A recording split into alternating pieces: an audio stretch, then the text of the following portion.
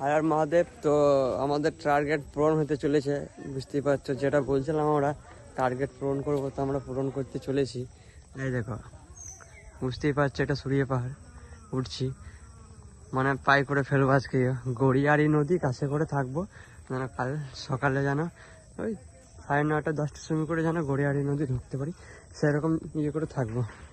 আর এখন যারা জল ঢালতে আসবে বলছো, এখন দোকানদানি সেরকম কিছুই এখন কমপ্লিট হয়নি, অনেক কি দোকান কমপ্লিট হয়নি, কাজ চলছে, তবে জানি না করা হবে।